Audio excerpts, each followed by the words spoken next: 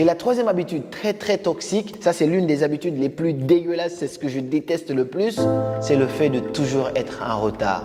Imagine à quel point c'est frustrant. Toi et moi, on se dit, on a rendez-vous pour aller à la salle de sport à 13 h, d'accord? Et donc moi, j'essaye de tout arranger dans ma vie, dans mon quotidien ce jour-là pour que 13 h me trouve à la salle. Donc j'annule des rendez-vous, je cours, je prends des taxis, ainsi de suite. Et toi, une fois que moi je suis là, je te vois pas, je suis étonné, je t'appelle, je te dis yo, t'es où? On avait dit 13 h et tu me dis oui, j'arrive, je suis en route alors que tu pars à peine de chez toi. Ce n'est pas un manque de respect, honnêtement, entre toi et moi, on est d'accord que c'est un manque de respect. Et donc quand tu fais ça à quelqu'un une fois, deux fois ou que les gens même te reconnaissent par cela, ils vont commencer vraiment à te détester et les gens vont même éviter d'avoir des rendez-vous importants avec toi et c'est vraiment pas forcément cool que les gens te reconnaissent par le fait d'être en retard. Moi, j'ai un ami qui est comme ça tout le temps. Et je vais vous expliquer un peu comment contrecarrer ça. Si tu as rendez-vous avec quelqu'un à 17 h et qu'il est 17 h 30, la personne n'est pas là, tu as attendu 30 minutes, appelle cette personne et dis-lui on va faire ça une autre fois. Même s'il te dit oui, j'arrive, parce que généralement, ce sont des gens qui sont capables de mentir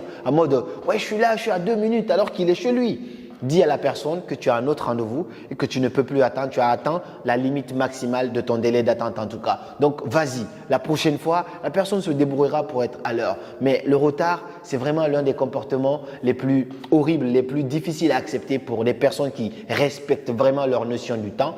Donc, si tu fais partie de ces gens-là qui sont tout le temps en retard, débrouille-toi pour être un peu à l'heure. Alors, c'est considérable, c'est adorable et même toi, tu vas voir que tu vas gagner énormément de temps. Parce que bien sûr, dans ta propre vie, c'est un manque de discipline, c'est un manque d'organisation. Mais si tu ne respectes pas ta propre vie, tu peux au moins avoir de la considération pour le temps des autres. Quelles sont les petites habitudes qui font que les gens nous détestent au quotidien? Partage-nous ça dans les commentaires pour essayer de compléter cette vidéo. Et puis on se dit à très bientôt pour de nouvelles vidéos.